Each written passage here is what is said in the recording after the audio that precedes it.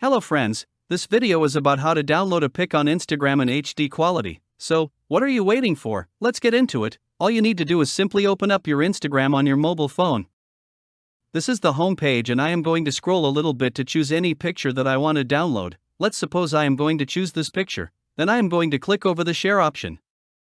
If you look at the bottom bar, you can see there is an option of copy link. Once the link is copied, just go back to Instagram and open up the Google Chrome. Now write Savvy Insta in the search bar. Then hit enter, open the first website. When it opens, all you need to do is paste the link in the bar and click over to download. Just scroll a little bit.